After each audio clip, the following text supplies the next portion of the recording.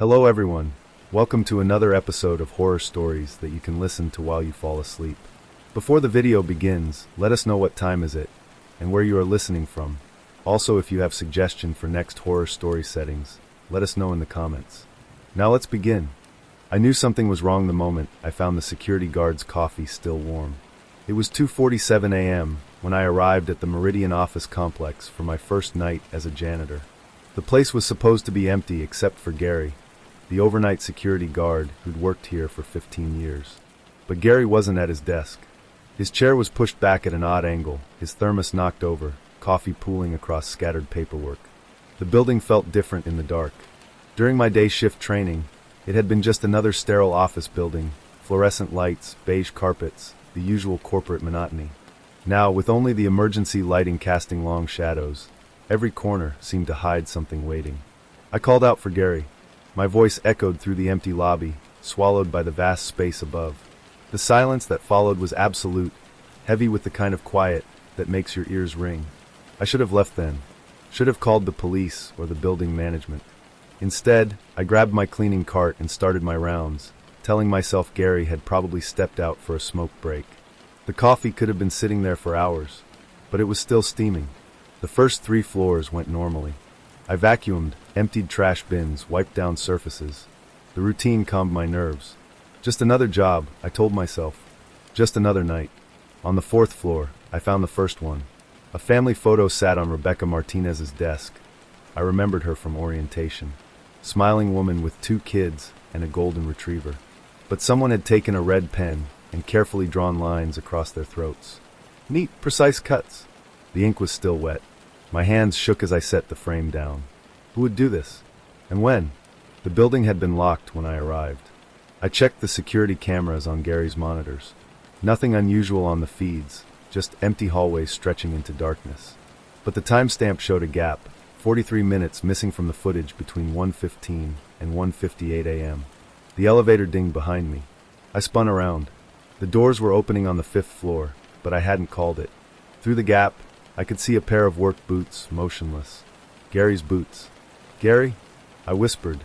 The doors started to close, then suddenly jerked open again, as if something was blocking them. The boots hadn't moved. I took the stairs. Gary was slumped in the corner of the elevator, eyes closed, breathing shallow. A small puncture wound on his neck leaked a thin trickle of blood. Still alive, but barely conscious. Gary! What happened? He opened his eyes, pupils dilated with fear. Don't let him see you working.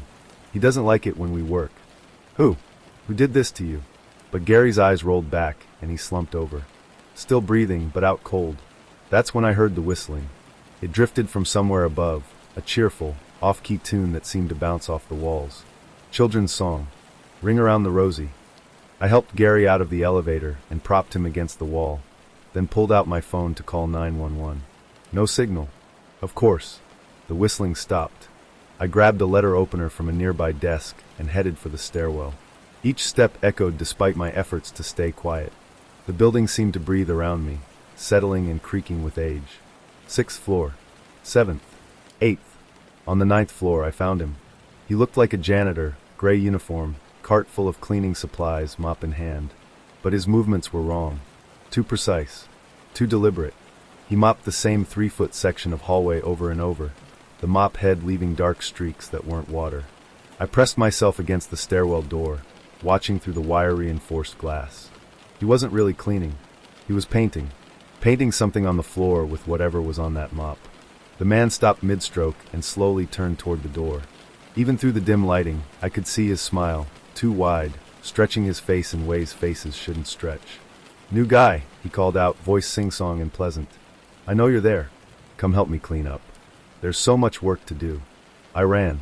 Down the stairs, 3 steps at a time, past Gary who was starting to come around, past the defaced family photos, past the still warm coffee cup.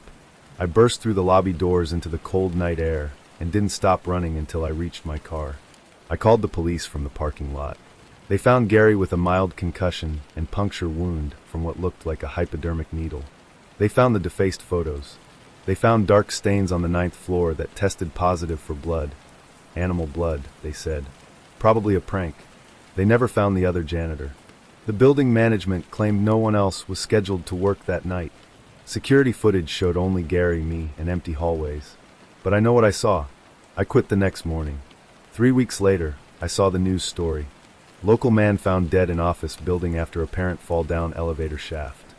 The photo showed the Meridian office complex. It was Gary. They said he'd been working a double shift, covering for the new guy who'd quit without notice. The report mentioned he'd been found with cleaning supplies scattered around him, as if he'd been doing janitorial work when he fell. But Gary was security. He'd never cleaned a day in his life. I drive past that building sometimes late at night. The 9th floor is always dark except for one office, where a figure moves back and forth behind the frosted glass. Cleaning. Always cleaning. And sometimes, if I roll down my windows, I can still hear the whistling. I should have known something was wrong when Mrs. Chun started baking again. She'd lived next door for 3 years without so much as acknowledging my existence. No waves, no small talk, no borrowed cups of sugar. Just an elderly woman who kept to herself, tended her small garden, and collected her mail at exactly 3 p.m. every day. Then last Tuesday, she knocked on my door with a plate of chocolate chip cookies. "Welcome to the neighborhood, dear," she said, though I'd been living there since 2019. Her smile was too wide, stretching skin that seemed paper-thin across sharp cheekbones. "I thought you might be hungry." The cookies were perfect. Warm, gooey centers, crispy edges. I ate 3 before I noticed the aftertaste, something metallic and bitter that lingered on my tongue. Wednesday brought banana bread. Thursday, a casserole that smelled like heaven but left me nauseous for hours. Friday, homemade soup that I poured down the drain after one spoonful revealed what looked like small, dark fragments I couldn't identify. Each time, Mrs. Chin stood at my door with that same stretched smile, watching me take the food. Waiting. Her eyes never blinked, just fixed on my face like she was memorizing every detail. "You're looking thin, dear," she'd say. "You need to eat more." But I wasn't thin. If anything, I'd gained weight recently. My clothes felt tight, my face looked fuller in the mirror. The kind of weight gain that happens gradually, then all at once. Saturday morning, I watched from my kitchen window as she worked in her garden. She was burying something, small packages wrapped in brown paper. When she caught me looking, she waved enthusiastically and pointed to her tomatoes. "They're going to be so big this year," she called out. That afternoon brought tomato soup. I didn't answer the door. Sunday, she left a pie on my doorstep. Apple, with a lattice crust so perfect it looked professional. A note was tucked under the plate. "For my special neighbor. Eat up. Mrs. Chun." I threw it in the garbage without tasting it. Monday morning, I found her in my kitchen. I'd come downstairs for coffee, and there she was, standing at my stove, stirring something in a large pot. She wore the same floral dress she always wore, but up close I could see the stains, dark spots splattered across the fabric like paint. "Good morning, dear," she chirped without turning around. "I'm making your favorite." "How did you get in here?" "Oh, you left the door unlocked." "So careless. Anyone could walk right in." I hadn't left the door unlocked. I never left doors unlocked. "You need to leave. Now." She turned then, and I saw her face clearly for the first time. The skin hung loose in places like it didn't quite fit. Her teeth were too large for her mouth, and when she smiled, I could see more teeth behind the first row. "But I'm cooking for you, dear. You're so ungrateful. After everything I've done." "What have you done?" She gestured to the pot. Steam rose from whatever bubbled inside, carrying a smell that made my stomach turn. Sweet and rotten at the same time. "I've been feeding you, of course. Building you up. Making you perfect." I backed toward the front door, but it wouldn't open. The deadbolt was engaged, but my key wasn't in the lock. "Looking for this?" Mrs. Chun held up my keyring, jingling it like a cat toy. "You won't be needing it anymore. You're ready now." "Ready for what?" She ladled something from the pot into a bowl, thick, dark liquid with chunks floating in it. "Dinner, dear. My family is coming tonight, and they're so hungry. They've been waiting so long for someone substantial." I ran for the back door, but she was somehow already there, blocking my path. Moving faster than any elderly woman should be able to move. Now, don't be rude. You've eaten my food for a week. Fair is fair." That's when I understood. The weight gain, the metallic taste, the nausea. She hadn't been feeding me. She'd been marinating me. I grabbed a knife from the counter, but my hands were shaking so badly I could barely hold it. "Put that down, dear. You might hurt yourself." Her voice was different now, deeper, with an odd echo like she was speaking from the bottom of a well. I swung at her, but the blade passed right through her arm like she was made of smoke. She laughed, a sound like grinding glass. "Silly boy. You can't hurt me. But don't worry, this won't take long. My family is very efficient." The kitchen door opened behind her, and they came in. 3 figures that looked like Mrs. Chun but wrong, stretched and twisted versions, their faces shifting and blurring like reflections in disturbed water. I ran upstairs and locked myself in the bathroom. My phone had no signal. The windows were painted shut. I could hear them moving around downstairs, talking in voices that sounded like wind through dead leaves. "He's gotten so plump," one said. "Perfect marbling," said another. "Mrs. Chin always picks the best ones." I'm writing this on my phone while they search the house. They're being methodical, checking every room, every closet. Taking their time. They found me. I can hear footsteps in the hallway, stopping outside the bathroom door. The handle is turning. Mrs. Chen's voice comes through the wood, sing-song and cheerful. "Come out, dear. Dinner is served." The lock just clicked open. If anyone finds this, don't trust the neighbors. Don't accept their food. Don't let them inside. And whatever you do, don't move next door to Mrs. Chin. The job posting had no company name, just an address and a time. 3 p.m. sharp. Bring nothing.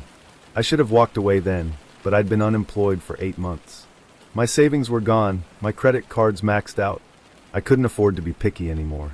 The building was downtown, squeezed between a pawn shop and a Chinese restaurant that looked like it had been closed for years. No signs, no numbers on the door, just faded brick and windows too dirty to see through. I knocked. The door opened immediately, like someone had been waiting on the other side. "You're early," said the woman. Mid-40s, business suit, clipboard in hand. Everything about her was perfectly normal except her eyes, which never quite focused on mine. "Follow me." The interior didn't match the exterior. Clean white walls, modern furniture, the kind of sterile corporate environment you'd find in any office building. But something felt off about the proportions, ceilings too high, hallways too long, doors spaced at irregular intervals. She led me to a small room with 2 chairs and a table. No windows, no decorations, just fluorescent lights humming overhead. "Wait here," she said and left. I sat alone for what felt like hours. No clock on the wall, and my phone had died on the bus. The silence was complete except for that electrical hum, which seemed to get louder the longer I listened. Finally, the door opened again. Different woman this time, younger, blonde, same vacant stare. "Sarah Martinez?" she asked, reading from a different clipboard. "No, I'm David Chin. I'm here about the—" "Sarah Martinez," she repeated, making a note. "Please remove your shoes. There must be some mistake. I'm not Sarah." She looked at me for the first time, and I realized her pupils were completely dilated. "Remove your shoes, please." I didn't want the job anymore. Everything about this place screamed wrong. But when I stood to leave, she blocked the door. "The interview isn't finished, Sarah." "I'm not Sarah." "Shoes," she said, pointing down. I took off my shoes. What else could I do? She made another note, then left without a word. I tried the door after her, locked from the outside. The next interviewer was a man in his 60s with liver spots on his hands and breath that smelled like copper. He didn't introduce himself, just sat down and stared at me for a full minute. "Tell me about your family, Sarah." "I keep telling everyone I'm not Sarah. My name is David Chin." He wrote something on his clipboard. "No family." "That's good. Makes things simpler." "I have family. My sister lives in Portland, my parents." "No emergency contacts," he continued writing. "No one to ask questions." My mouth went dry. "What kind of job is this?" "Roll up your sleeves." "What?" "Your sleeves. Roll them up." When I hesitated, he stood and walked around the table. Up close, I could see his fingernails were stained dark brown like dried blood. "I can do it for you," he offered. I rolled up my sleeves. He examined my arms carefully, running his fingers along the veins in my wrists. His touch was cold and clinical, like a doctor's, but doctors don't usually smile when they find a good vein. "Excellent circulation," he murmured, making notes. "Very healthy. When did you last eat?" "This morning." "Look, I think there's been a misunderstanding." "Perfect. Empty stomach is important." He left, locking the door again. I started pounding on the walls, shouting for help. The room was soundproof. My voice just died in the white space around me. The 4th interviewer was the worst. She looked exactly like my sister Jenny. Same face, same hair, same scar on her chin from when she fell off her bike at age 7. But when she spoke, it was in a stranger's voice. "Hello, David." Finally, someone who knew my real name. But hearing it from Jenny's face made my skin crawl. "Who are you people? What do you want?" "We want to help you, David. You've been looking for work for so long. You're desperate. We can see it in your eyes." She was right. I was desperate, but not desperate enough for this. "I want to leave." "Of course you do. Everyone wants to leave at first. But think about it. Where will you go? Back to your empty apartment? Back to rejection letters and overdue bills?" She leaned forward, and I could smell something sweet and cloying on her breath, like flowers left too long in water. "We're offering you a position, David. Permanent employment. Full benefits." "Doing what? Does it matter? You'll have everything you need. Food, shelter, purpose." "I need to think about it." "No," she said, and for the first time her expression changed. The fake concern melted away, replaced by something cold and hungry. "You don't get to think about it. You came here. You stayed. You participated in our process. I can leave any time I want."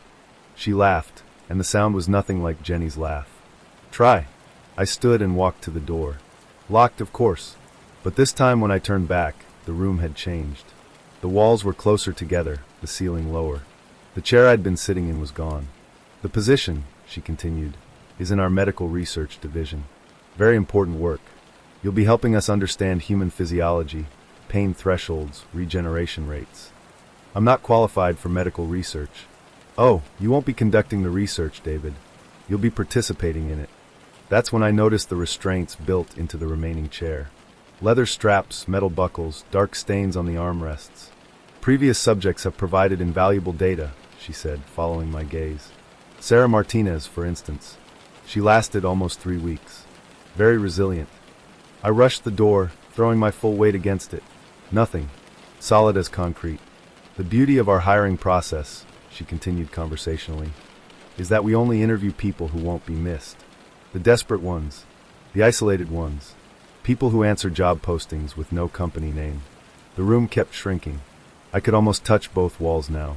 "Don't worry about the specifics, David. You won't need to understand the procedures. You'll just need to experience them. I'm typing this on her clipboard. It's actually a tablet. My last message before they come back.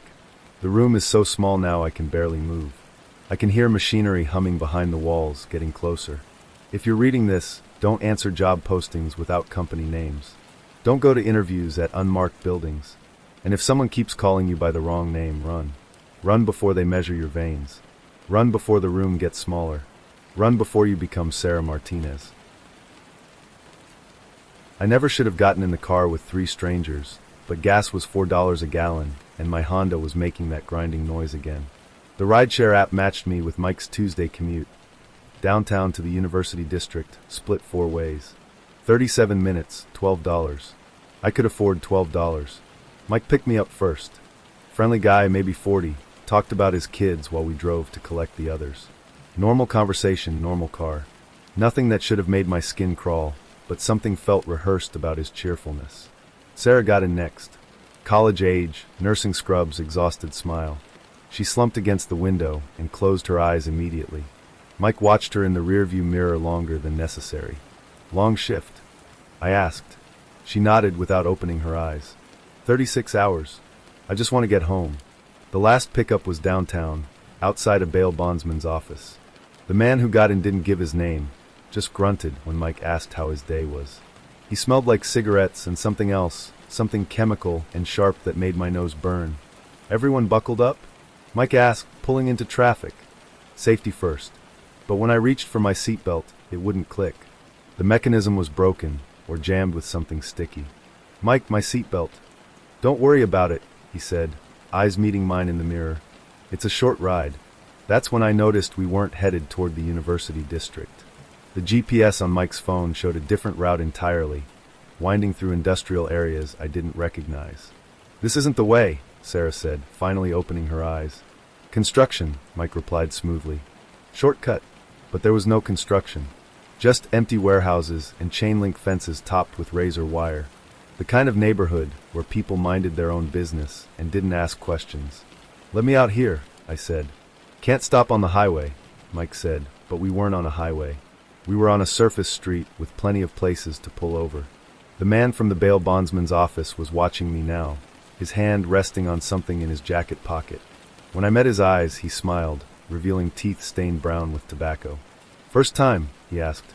"First time what?" "Rideshare," Mike answered for him. He's new to the app. Still learning how it works. Sarah was sitting up now, fully alert. She'd noticed the route too. "This is definitely not the way to the university. I need to get home." "Change of plans," Mike said. "We're making a stop first." I didn't agree to any stops. Sarah's voice was getting higher, panic creeping in. I paid for a direct ride. The man beside me laughed, a wet, rattling sound. "Lady, you didn't pay for anything yet." He was right. The app charged after completion. We hadn't been charged because the ride wasn't over. Sarah tried her door handle. Child locks engaged. "Mike," I said, trying to keep my voice calm. "I need to get out. I have a medical condition. I need my medication." "What kind of condition?" The man was suddenly very interested. "Diabetes. I need to check my blood sugar." "Show me your medical bracelet." I didn't have a medical bracelet. I didn't have diabetes. I just needed out of this car. Mike turned onto a gravel road that led between two warehouses. No traffic, no witnesses, no cameras. Just empty buildings and weeds growing through cracked asphalt. "Where are we going?" Sarah demanded. "Patience," Mike said. "We're almost there." "Almost where?" I pulled out my phone to call 911, but there was no signal. One bar, then nothing. Like someone was jamming it. The car stopped in front of a loading dock. Mike put it in park, but left the engine running. That's when I saw the other vehicles. 3 more cars parked in the shadows between buildings. People standing around them, waiting. "New rule," Mike announced. "Everyone out slowly. No sudden movements." The man beside me opened his door and stepped out, his hand now clearly holding a knife. "Come on, college girl. Time to go." Sarah was crying now, shaking her head. "I just want to go home. I just finished a double shift. Please." "We know," Mike said. "We've been watching your schedule for weeks. Tuesday, Thursday, Sunday, same pickup time, same route. Very predictable." They'd been planning this. Watching us. Learning our routines through the app. I grabbed the door handle on my side and pulled hard. Still locked, but the mechanism felt loose. I pulled again, putting my full weight behind it, and something snapped. The door swung open. I rolled out onto the gravel and started running, not toward the road, but between the buildings where the other cars couldn't follow. Behind me, I heard Sarah screaming and Mike shouting orders. "Get him! He'll bring the cops." Footsteps pounded behind me, getting closer. I ran harder than I'd ever run in my life, jumping over debris and dodging around rusted equipment. My lungs burned, but I didn't stop. I found a gap in a chain-link fence and squeezed through, tearing my jacket on the wire. The footsteps were falling behind now. I was smaller, faster, more desperate. 3 blocks away, I found a gas station with working pay phones. The police took 40 minutes to respond. When we got back to the warehouse district, all the cars were gone. Just tire tracks in the gravel and Sarah's phone, cracked and abandoned. They never found her. The rideshare app suspended Mike's account, but there was no Mike Patterson registered at the address he'd provided. Fake name, stolen plates, prepaid phone. The other passengers were never identified. Sarah Williams, 22, nursing student at community college. Her parents still post missing person flyers around campus. It's been 6 months now. I drive to work now, even with gas prices. Even with my car making that grinding noise. Because I learned something that day that the rideshare companies don't advertise in their safety tips. Sometimes the most dangerous part of getting in a car with strangers isn't the driving. Sometimes it's the destination. The Hendersons were too eager to hire me, and I should have wondered why. $50 an hour, Mrs. Henderson said before I'd even finished introducing myself. Cash. And Emma's such an easy child, she'll be asleep by 8. $50 an hour was triple my usual rate. In my 3 years of babysitting, no one had ever paid that much for one kid. But my college tuition was due next week, and I needed every dollar I could get. The house was perfect suburban normal manicured lawn, 2-car garage, the kind of place where nothing bad ever happened. Mr. Henderson loaded my contact info into his phone, while Mrs. Henderson showed me around. "Emergency numbers are on the fridge," she said, walking quickly through each room like she was anxious to leave. "Emma's bedtime routine is written out. We'll be back by midnight." Emma was 7, gap-toothed smile, princess dress that she'd apparently worn for 3 days straight. She waved shyly from the top of the stairs when her parents introduced us. "She's been excited to meet you all week," Mr. Henderson said, but something in his tone didn't match his words. Relief, maybe. Or guilt. They left in a hurry, barely hugging Emma goodbye. The first few hours went normally. Emma showed me her dolls, we watched cartoons, ate the mac and cheese Mrs. Henderson had left in the fridge. Easy money. At 7:30, I started the bedtime routine. Bath, teeth, story time. Emma picked out 3 books and climbed into bed, clutching a stuffed rabbit with one missing ear. "Will you stay until I fall asleep?" she asked. "Of course, sweetie." She was quiet for a few minutes, then, "The other babysitters always left early." "Other babysitters?" "Mommy and Daddy have lots of babysitters. They don't come back though. Kids say weird things." I didn't think much of it. "Well, I'm not going anywhere. I'll be right downstairs." "Good," she whispered, "because it's almost time." "Time for what?" But she was already asleep. I went downstairs and settled on the couch with my textbook. The house was quiet except for the usual settling noises old houses make. I tried to study, but something felt off. The silence was too complete, like the house was holding its breath. At 9:15, Emma started screaming. I ran upstairs 2 steps at a time. She was sitting up in bed, pointing at her window, tears streaming down her face. "There's someone outside. There's someone outside." I looked through her bedroom window. Just darkness and the neighbor's house across the street. No one there. "It's okay, honey. Sometimes shadows can look scary at night." "Not shadows," she sobbed. "A man. He was waving at me." I checked the window lock secure. Looked outside again, still nothing. But Emma was genuinely terrified, shaking so hard her teeth chattered. I stayed with her until she calmed down, then went back downstairs. That's when I noticed the kitchen window was open. I was sure it had been closed earlier. I locked it and checked all the other windows and doors. Everything secure. At 10:30, the lights went out. Not just our house, the whole street went dark. Power outage. I found my phone's flashlight and checked on Emma. Still sleeping peacefully. The emergency numbers were on the fridge like Mrs. Henderson said, but when I tried calling them, the numbers were disconnected. All of them, even the one labeled Mr. Henderson's cell. That's when I found the folder. It was tucked behind the takeout menus, thick manila folder with babysitters written in neat handwriting. Inside were applications, dozens of them. Girls my age, all with photos attached. Each application had notes written in red ink across the bottom. Sarah, lasted 6 hours. Jennifer, made it until 11 p.m. Ashley, left after Emma's episode. Lisa, never made it past bedtime. My application was at the front, no red notes yet. I flipped through more pages. Missing person flyers. Newspaper clippings. Local team vanishes after babysitting job. Police search for missing college student. 4th babysitter disappears this year. All the girls looked like me. Same age, same build, same long brown hair. Emma appeared in the kitchen doorway, backlit by my phone's glow. "You found the folder," she said. Her voice was different now, older, flatter. "Emma, you should be in bed." "I'm not Emma." My blood turned to ice. "What do you mean?" "Emma's been gone for a long time. I just look like her. Mommy and Daddy need me to look like her, so the babysitters will come." She stepped into the light, and I saw what I'd missed before. Her skin was too pale, almost gray. Her eyes reflected the flashlight beam like an animal's. "The babysitters always run away," she continued conversationally. "They find the folder and get scared and try to leave. But the doors don't work once it gets dark." I backed toward the front door. The handle turned, but the door wouldn't budge. Same with the back door. They weren't locked. They felt sealed, like they'd been welded shut. "Where are the real Hendersons?" "There are no Hendersons. There's just us. We move every few months, find a new house, set up the perfect family. Daddy works very hard to make sure everything looks normal. Us." That's when I heard the footsteps upstairs. Slow, deliberate. Coming down the stairs. "Daddy's home," Emma said with that terrible smile. "He's been waiting in the attic." He always waits until the babysitter finds the folder. A man appeared at the bottom of the stairs, but he wasn't Mr. Henderson. This man was tall, gaunt, with fingers too long for his hands. When he smiled, I could see too many teeth. "Another runner," he said, voice like gravel.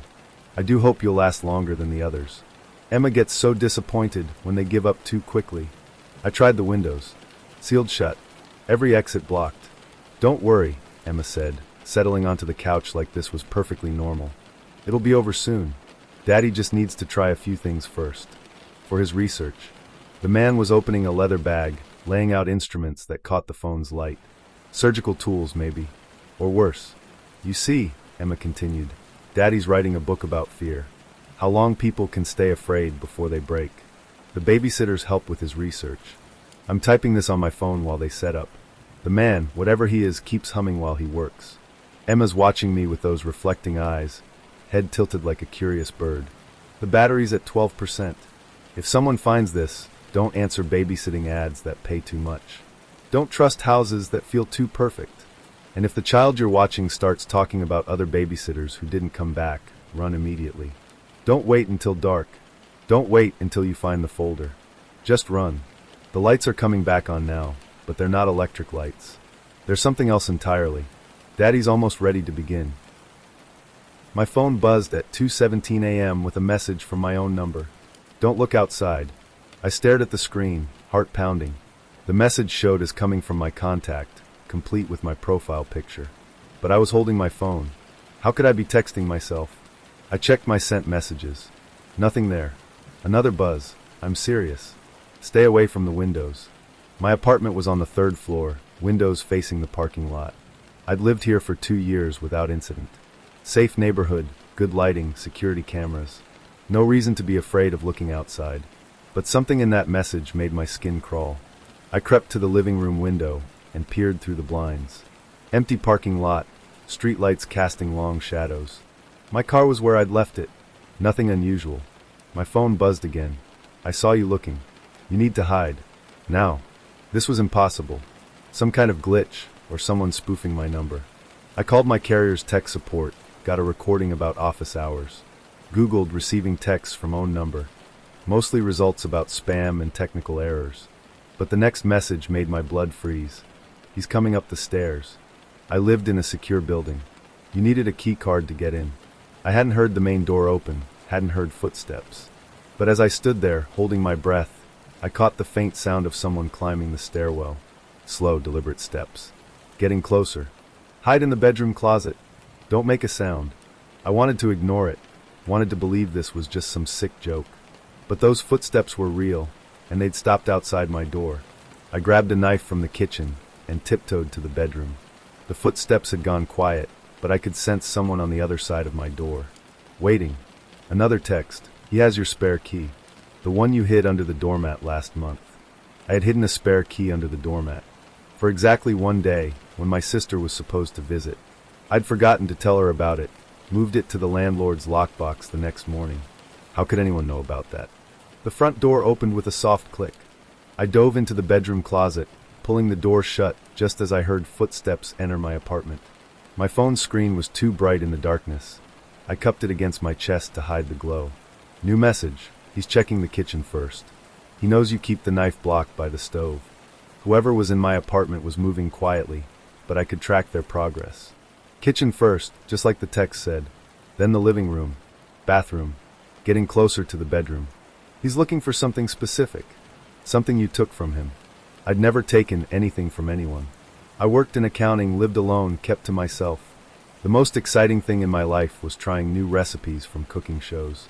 The bedroom door creaked open. I held my breath, pressing deeper into the closet among my hanging clothes. Through the slats, I could see a dark figure outlined against the hallway light. Tall, wearing what looked like a maintenance uniform. He moved to my dresser, opening drawers systematically. Not looking for jewelry or cash, he barely glanced at my laptop on the nightstand. He was searching for something specific. My phone vibrated against my chest. In the silence, it sounded deafeningly loud. The figure froze. Battery's dying. This is the last message I can send. Check your work email tomorrow. You'll understand everything then. Whatever happens, don't trust the police. The phone went dead. The figure was moving toward the closet now. I could smell him, cigarettes and something chemical, like industrial cleaner. His shadow fell across the closet door. I gripped the knife tighter, knowing it wouldn't do any good. He was bigger than me, stronger, and he'd gotten into my building, my apartment, with keys I didn't know he had. The closet door started to open. I lunged out, knife first, aiming for center mass. But he was ready for me, stepping aside like he knew exactly what I'd do. The blade caught nothing but air. His hand closed around my wrist, squeezing until I dropped the knife. Up close, I could see his face, middle-aged, unremarkable, the kind of person you'd pass on the street without noticing. "Where is it?" he asked. His voice was calm, conversational. "Where's what?" "I don't know what you're talking about." "The drive. The one you copied the files to." "I don't have any drive. I don't know about any files." He studied my face for a long moment, then nodded to himself. "You really don't know, do you? That makes this more complicated." He zip-tied my hands behind my back, professional and efficient. Like he'd done this before. "Your coworker was supposed to handle this herself," he explained, pushing me down onto the bed. "But she got cold feet. Said she couldn't go through with it. So now you're involved whether you want to be or not." "What coworker? What are you talking about?" "Sarachin. Works 3 cubicles down from you. Been copying files from the Meridian account for 6 months now." "Sarah." Quiet Sarah, who always ate lunch at her desk and never joined the office happy hours. I barely knew her beyond polite small talk about the weather. "She used your computer last Friday when yours was being repaired. Downloaded everything to a thumb drive, then hid it somewhere you'd find it eventually. Insurance policy, she called it. My computer had been in IT last Friday for a software update. Sarah had asked to borrow mine to finish a report. I'd said sure, hadn't thought anything of it. The problem is, Sarah had an accident before she could tell us where she hid the drive. Car ran off the road Sunday night. Terrible tragedy. Sarah was dead? We'd gotten an email Monday about her taking personal leave, but nothing about an accident. So now we need you to find what she hid. And you're going to help us, because if you don't, more people are going to have accidents. Your sister in Portland, for instance. Or that elderly couple downstairs who always says hello in the lobby. He showed me photos on his phone. My sister getting into her car. My neighbors Mr. and Mrs. Park walking their dog. The files Sarah copied contain information that could hurt a lot of important people. People who pay well to keep their business private. You understand? I understood. Whatever Sarah had discovered, it was worth killing for. He cut my zip ties and handed me my phone, now plugged into a portable charger. You have 24 hours to find the drive. When you do, text your own number. I'll be monitoring it. Try to contact police, FBI, anyone else, and your sister gets Sarah's accident treatment. He left as quietly as he'd come. I sat on my bed for an hour, shaking, trying to process what had happened. Then I remembered the last text message. Check your work email. I opened my laptop. One new message, sent from Sarah's account Sunday night. Subject line, insurance policy. If you're reading this, something happened to me. I found something at work that I shouldn't have seen. The Meridian account isn't what it looks like. They're using our payroll system to launder money for some very bad people. I copied everything to a drive and hid it where you'd find it naturally. Check your desk plant. The little cactus I gave you for your birthday. I'm sorry to drag you into this, but I didn't know who else to trust. My desk cactus. The tiny succulent in the ceramic pot that Sarah had given me 3 months ago, saying everyone needed something alive in their workspace. The moving company was 30% cheaper than everyone else, and I should have asked why. Elite Moving Services, the guy on the phone had said. We handle everything. You don't lift a finger. After my divorce, I couldn't afford the big-name companies. My lawyer had taken most of my savings. The settlement barely covered first month's rent on my new apartment. When Elite quoted me $800 to move across the city, I jumped on it. The truck showed up at 6 a.m. sharp. 3 men in matching uniforms, professional and efficient. The supervisor introduced himself as Ray, older guy, graying beard, the kind of weathered face that suggested decades of physical labor. We'll have you out of here in 4 hours, he promised, shaking my hand with a grip that could crush walnuts. They worked fast. Too fast, maybe. Most movers I'd dealt with before took their time, wrapped fragile items carefully, asked questions about what went where. These guys just loaded everything systematically, like they'd done this exact move 100 times before. Careful with that box, I said as one of them hefted my photo albums. Those are irreplaceable. Don't worry, Ray said. We treat everything like it's our own. Something in his tone made me glance at him twice. He was watching me intently, like he was memorizing my face. They finished loading in 3 hours. I rode in my car, following their truck across town to my new apartment. The driver took an odd route, not the direct path I would have chosen, but maybe he knew about traffic patterns I didn't. We ended up in an industrial area I didn't recognize. Warehouses and loading docks, the kind of neighborhood that emptied out after business hours. GPS glitch, Ray explained when I asked. These older trucks don't always take the most efficient route. but his GPS showed we were still 20 minutes from my apartment. The truck pulled into a loading dock behind a windowless building. Ray got out and started unlocking a roll-up door. "What are we doing here?" I asked. "Quality check," he said. "Company policy. We inspect all items before final delivery to make sure nothing was damaged in transit." That didn't sound right. I'd moved 6 times in my adult life, and no company had ever done a quality check in a warehouse. I'd really prefer to go straight to my apartment. "I have the elevator reserved until noon." "Won't take long," Ray said, but his smile had changed. Less professional, more predatory. The other 2 men were already wheeling my belongings into the building. I followed reluctantly, phone in hand, ready to call someone if this got any weirder. Inside was a maze of shelving units filled with household items. Furniture, appliances, boxes labeled with people's names. Hundreds of lives worth of possessions, organized like inventory in a warehouse. "Nice stuff," Ray commented, opening one of my boxes. "Good quality furniture. This dining set must have cost $3,000 new." "It was a wedding gift," I said automatically, then wondered why I was explaining myself to him. "Divorce is expensive," he said, not looking up from my things. "Lawyers take everything, leave you with scraps. Must be hard starting over." How did he know about my divorce? I hadn't mentioned it. "We see it all the time," he continued. "People think they're making a fresh start, new apartment, new life. But you can't really escape your problems, can you? They follow you wherever you go." One of his men was photographing my belongings with a tablet. Serial numbers, model information, taking inventory like they were cataloging evidence. "What's he doing?" "Insurance purposes," Ray said. But he was opening my personal boxes now, going through photo albums, jewelry, things that had no business being inventoried by movers. I tried to leave, but the other man was blocking the door now. Not obviously threatening, just standing there in a way that made it clear I wasn't going anywhere. "You know what's interesting about divorce?" Ray continued conversationally.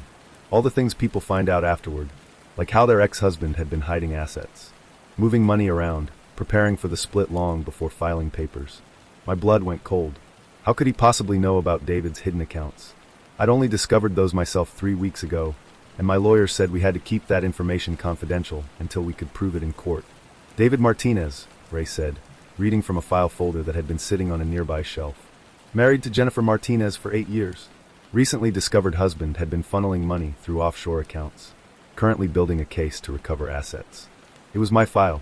My personal information, my legal documents, details about my case that only my lawyer should have known. "David hired us to help with his moving situation too," Ray explained. "Different kind of move, you might say. The kind where problems disappear permanently." "I don't understand." "Your ex-husband is paying us very well to make sure his financial secrets stay secret. The evidence you collected, the documents you gave your lawyer, the testimony you're planning to give next week, all of that becomes irrelevant if the witness disappears." I ran for the door, but the man stepped into my path. Up close, I could see he was wearing latex gloves. Both of them were. "David said you were smart," Ray continued. "Said you'd figure out his shell companies eventually. He was impressed, actually. But impressed doesn't mean he's willing to give up $12 million. $12 million. I'd only found evidence of $3 million in hidden assets. The beauty of a moving company," Ray said, "is that we're expected to make things disappear. Load up a truck, drive away, and suddenly someone's entire life is gone. Neighbors see the truck, assume you moved. Landlord gets a forwarding address that goes nowhere. Very clean. They had my whole life loaded in their truck. My furniture, my clothes, my documents. If I disappeared, it would look like I'd simply moved somewhere else." "David's not a killer," Ray said, almost apologetically. "He's just a businessman who doesn't want to lose his retirement fund. We're the ones who suggested this approach. Much tidier than a divorce settlement." The man with the tablet was sealing boxes with heavy tape, preparing them for long-term storage. Or disposal. "The good news is, your suffering will be brief. We're professionals. The bad news is, David gets to keep his money and start fresh with his 25-year-old girlfriend." I thought about the girlfriend Melissa from his office, the one he claimed was just a friend, right up until I found the hotel receipts. "He's been planning this for months," Ray continued. "The divorce papers, hiring us, even suggesting you look for a new apartment in this part of town. He knows our territory very well." A burner phone was ringing somewhere in the warehouse. Ray answered it.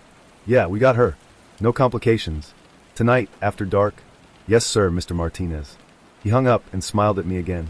That predatory smile. "Your ex-husband says to tell you this isn't personal. Just business." But as Ray turned to give instructions to his men, I noticed something he'd missed. My phone had been recording our entire conversation. Voice memo app, started when I'd first felt uneasy about this place. 43 minutes of him confessing to murder for hire, discussing David's hidden assets, admitting to making other people disappear. I uploaded the recording to cloud storage, just as the man in latex gloves reached for my phone. Even if I don't make it out of here, David's $12 million retirement just became evidence in a murder case. Sometimes the best revenge is just making sure your killer doesn't get to enjoy spending your life insurance money. The phone's uploading now. 97% complete. Ray's walking over with something in his hand that catches the warehouse lights. 99%. 100%. At least someone will know what happened to Jennifer Martinez. They were paying $50 for a pint of blood, which should have been my first warning. The flyers appeared around campus overnight. Emergency blood drive, critical shortage, premium compensation. Most blood banks offered cookies and orange juice. $50 cash meant they were desperate. I was desperate too. Textbook money, gas money, anything to keep me from calling my parents again. So when I saw the Red Cross van parked behind the student center, I rolled up my sleeve. "First time donating?" asked the technician. She looked legitimate, white coat, clipboard, official-looking equipment. Her name tag read Susan, but something about her smile seemed rehearsed. "Yeah, is the $50 real?" "Very real. We appreciate students who help during shortages."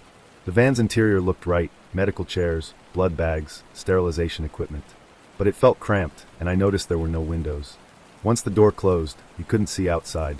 "Just need to run some quick tests first," Susan said, pricking my finger. "Check your blood type, iron levels, make sure you're healthy enough to donate." She ran the blood through a small machine that beeped and displayed numbers I couldn't read. When she saw the results, her eyes lit up. "Perfect," she murmured. "Absolutely perfect. Good iron levels?" "Oh yes.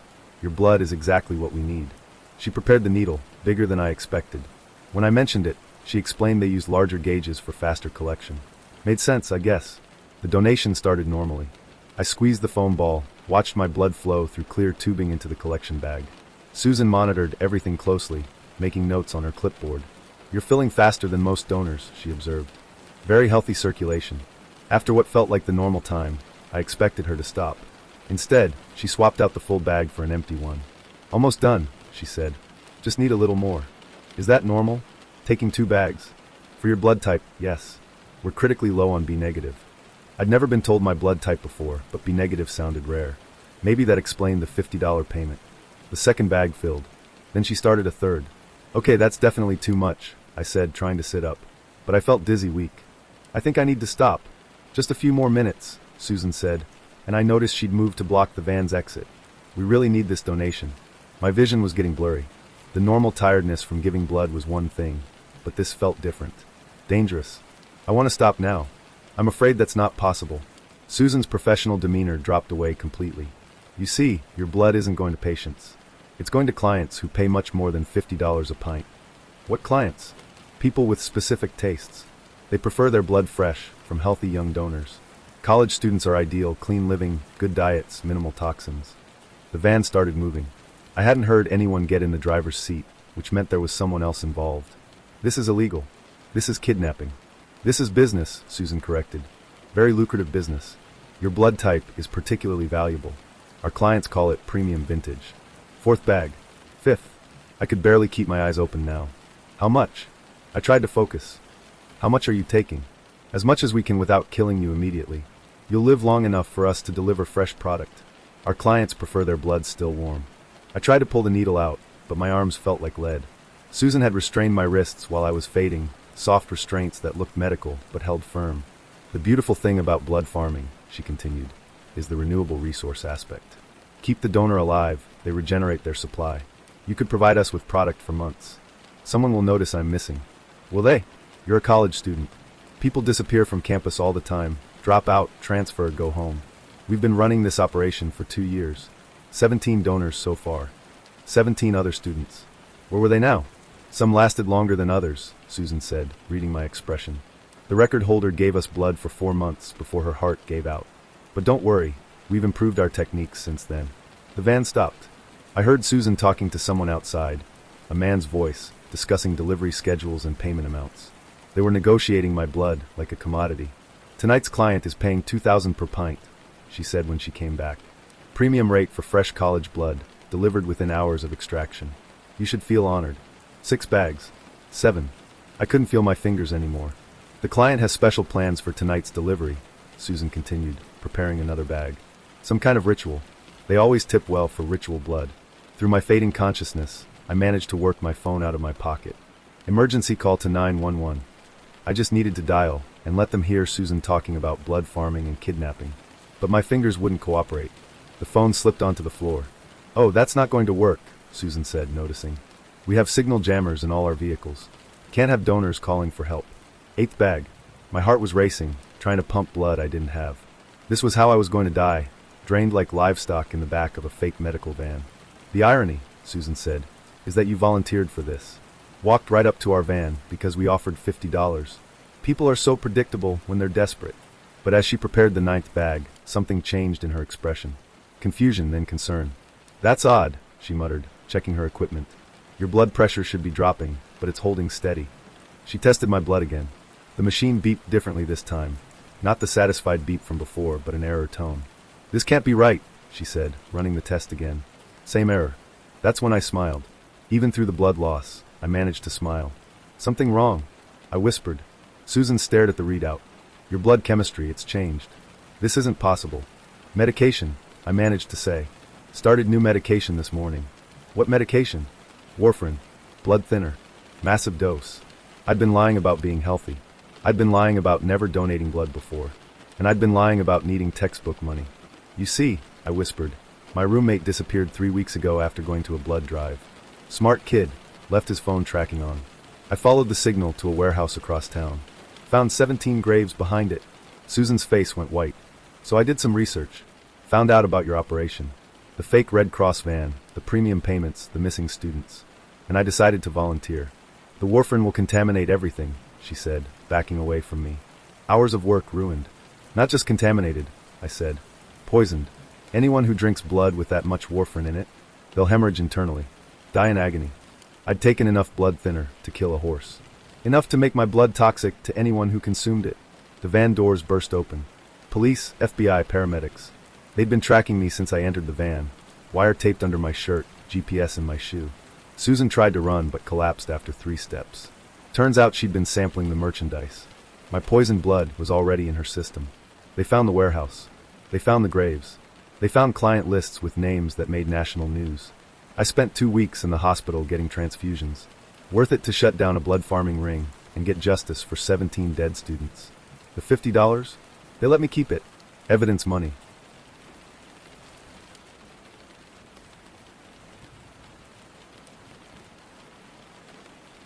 The night shift. The gas station hired me on the spot, which should have told me everything I needed to know.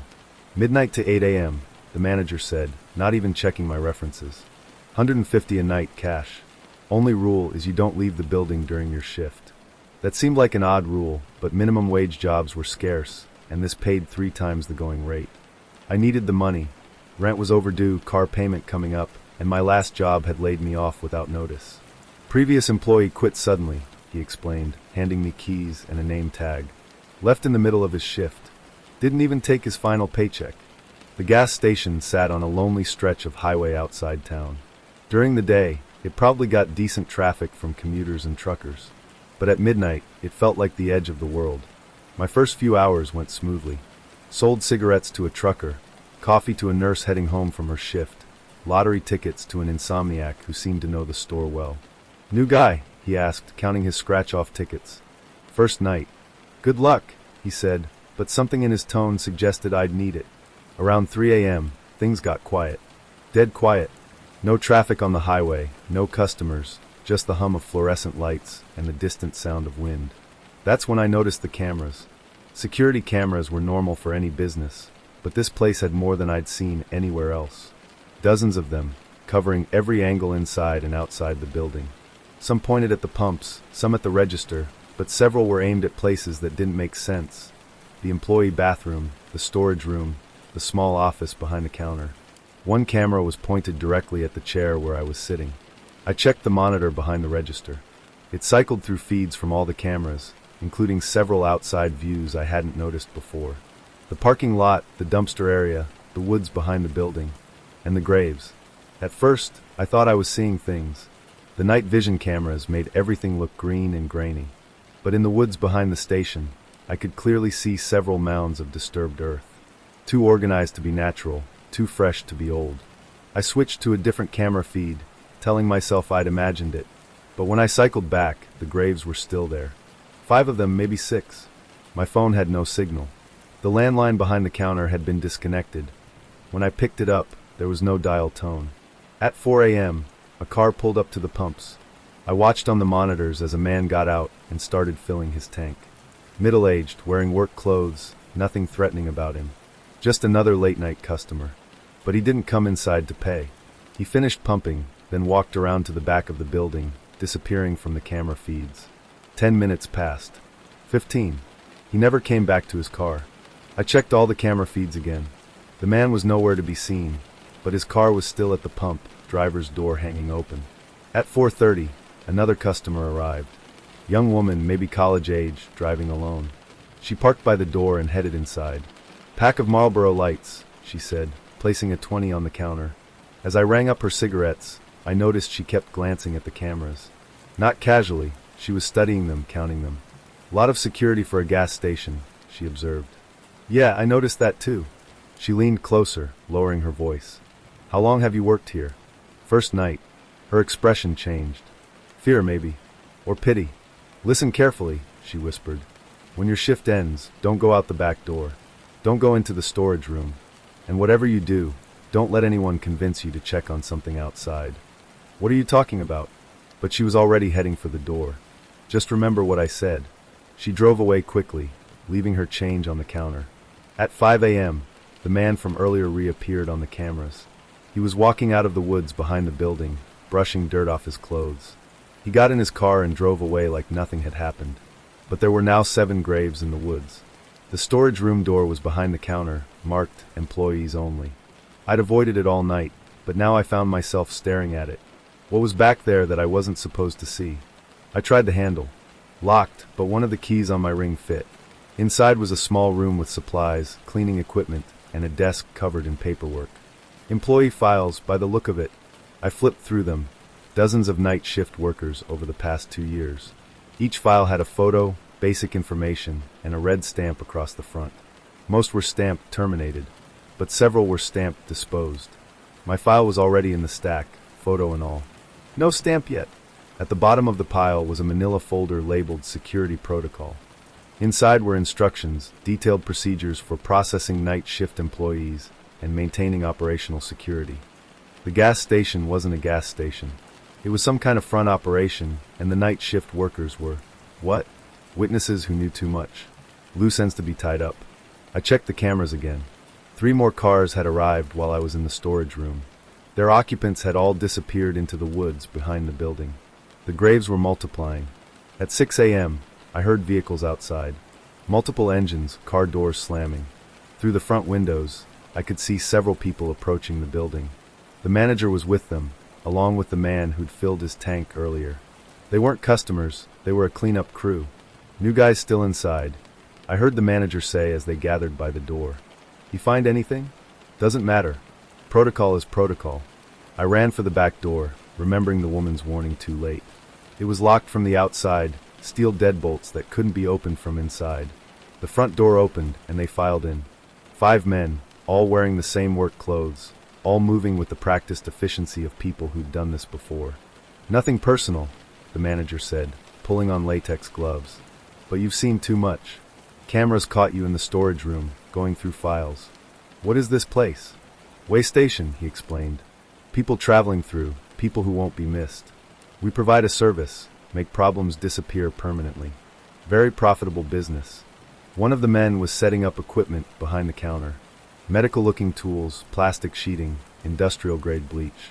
"The beautiful thing about a gas station," the manager continued, "is people expect to see strangers coming and going.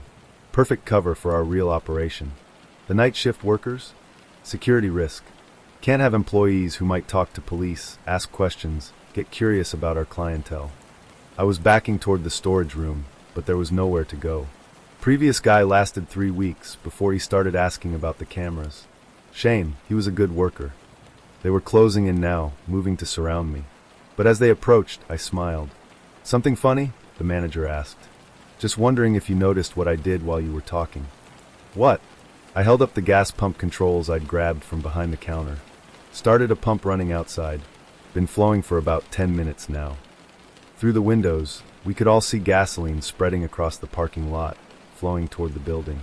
And I dropped my lighter by the door on my way in tonight. The manager's face went white. You're bluffing. Am I? That's when we all smelled it, gasoline vapor seeping under the front door.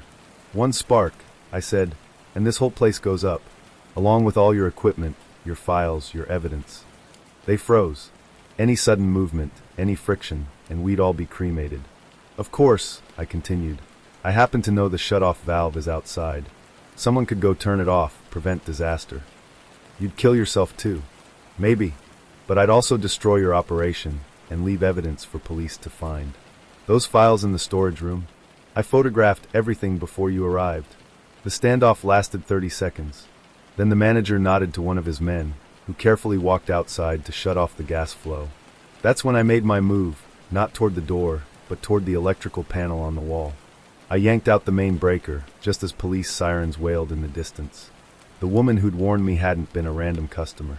She'd been an undercover cop, and I'd been wearing a wire since she slipped it to me with her change. 7 people went to prison. 23 bodies were found in the woods. And I got to keep my final paycheck, all $150. Turns out being the night shift's last employee had its benefits. The invitation appeared under my dorm room door at 2 a.m., handwritten on expensive paper. Exclusive study group forming for advanced psychology students. Guaranteed A in Professor Chen's class. Meet basement of Hartwell Hall, tomorrow 11 p.m. Come alone. I'd been failing psychology all semester. Chen's tests were impossible, his lectures incomprehensible, and my scholarship depended on maintaining a 3.5 GPA. An invitation to a study group that guaranteed an A seemed too good to be true. It was. Hartwell Hall was the oldest building on campus, built in 1892 when the university was founded. Most classes had moved to newer facilities decades ago, leaving Hartwell mostly empty except for storage and administrative offices. I'd never been in the basement before. The stairs creaked with every step, and the air smelled of mold and old books. Emergency lighting cast everything in sickly yellow shadows. Room B, 12, was at the end of a long hallway. When I knocked, the door opened immediately, like someone had been waiting. You must be Alex, said the girl who answered. Early 20s, blonde hair, expensive clothes. I'm Madison. Welcome to our little group. Inside were 5 other students, all sitting in a circle around a conference table. I recognized some faces from campus, but couldn't place names. They all had the same look, well-dressed, confident, the kind of students who never seemed to struggle with anything. Please sit, Madison said, gesturing to an empty chair. We were just discussing tonight's exercise. The table was covered with psychology textbooks, notebooks, and what looked like medical charts. Brain scans, personality assessments, detailed psychological profiles. What kind of study group is this exactly? I asked. Advanced behavioral psychology, said a guy named Trevor. We study human responses to extreme stimuli. Much more interesting than Chen's theoretical nonsense. Madison handed me a thick folder. These are case studies from our previous sessions. Very enlightening. I opened the folder and immediately wished I hadn't. The first page showed photos of a young man strapped to a chair, electrodes attached to his head. His eyes were wide with terror, mouth open in what was clearly a scream. What the hell is this? Practical application, Madison explained calmly. We study fear responses, pain thresholds, psychological breaking points. Can't learn everything from textbooks. I started to stand, but Trevor's hand landed heavily on my shoulder, pushing me back down. The fascinating thing about fear, Madison continued, is how it affects cognitive function. Fight or flight responses, adrenaline dumps, rational thought shutting down completely. She turned the page in my folder. More photos, different students, all in obvious distress, all strapped to various contraptions. We've been running these experiments for 3 years now, Trevor said. Really groundbreaking work. Professor Chen would be so proud if he knew. Chen doesn't know about this? Madison laughed. Oh no, this is our private research. Much too advanced for undergraduate coursework. I looked around the room more carefully. The other students weren't taking notes or studying. They were watching me with clinical interest, like I was a lab rat in a maze. Each session focuses on a different aspect of psychological trauma, Madison explained. Tonight's theme is betrayal, specifically, how subjects react when they realize they've been deceived. That's when I noticed the cameras. Small, professional grade, positioned to capture every angle of the room. This wasn't a study group, it was a laboratory. The invitation wasn't random, Trevor said, following my gaze. We selected you specifically. Failing grades, scholarship stress, social isolation. Perfect psychological profile for our needs. I bolted for the door, but it was locked. Electronic lock, no handle on the inside. The beautiful thing about psychology students, Madison said, is that we understand exactly which buttons to push. Academic pressure, fear of failure, desire to belong, very predictable motivations. One of the other students was setting up equipment, cameras, recording devices, medical monitors. They moved with practiced efficiency, like they'd done this many times before. Previous subjects taught us so much, Madison continued. How long it takes for hope to turn to despair. Which fears are rational versus irrational. How isolation affects decision-making. What happened to them? The other subjects? They're fine, Trevor said. Mostly. The ones who survived the sessions anyway. He showed me another folder, newspaper clippings about missing students. Local student vanishes. Search continues for missing freshmen. Fourth disappearance this semester. All psychology majors. All last seen near Hartwell Hall. We're not killers, Madison assured me. We're researchers. But sometimes subjects suffer, complications. Cardiac episodes, psychological breaks, that sort of thing. They were strapping me to the chair now, the same chair from the photos. Medical restraints, designed to hold struggling patients. Tonight's experiment will test your pain threshold versus your problem-solving abilities, Madison explained, connecting electrodes to my temples. How much discomfort can you endure while still thinking rationally? The equipment hummed to life. I could see my vital signs on a monitor, heart rate spiking, blood pressure climbing. We'll start with mild electrical stimulation and gradually increase intensity, Trevor said, adjusting dials on a control panel. The goal is to find your exact breaking point. Please don't do this. Oh, but you volunteered, Madison said sweetly. You came here willingly, seeking help with your grades. Classic victim psychology. You made yourself available. The first shock was mild, like static electricity. Uncomfortable, but not unbearable. Excellent baseline response, someone noted, recording my reactions. The second shock was stronger. My muscles contracted involuntarily, and I bit my tongue hard enough to taste blood. Notice how his problem-solving deteriorates with each stimulus, Madison observed. Very useful data. But as they prepared for the third shock, I managed to work one hand partially free. The restraints were designed for unconscious patients, not fully alert subjects actively fighting them. Interesting, Trevor said, noticing my progress. Subject showing higher resistance than anticipated. That's when I grabbed the water glass from the table and threw it at the electrical panel. Sparks flew. The lights went out. Emergency power kicked in, but the experimental equipment was dead. In the confusion, I got my other hand free and lunged for Madison's phone, which had been recording everything. "Stop him," she shouted. But I was already dialing 911, and the basement's concrete walls meant the call went through clearly. 911, what's your emergency? Students torturing people in Hartwell Hall basement. Room B12. Send police. Trevor tackled me, but it was too late. The call had gone through, and campus security would be here in minutes. You've ruined everything, Madison snarled. 3 years of research destroyed. Good, I said, still clutching her phone. Your research was torture. Police arrived 6 minutes later. They found the equipment, the photos, the case files documenting months of experiments on kidnapped students. 7 students were arrested. 12 victims were identified, 3 of whom were found alive in an abandoned psychology lab across campus. Madison and Trevor got 25 years each. The others got lesser sentences in exchange for testimony.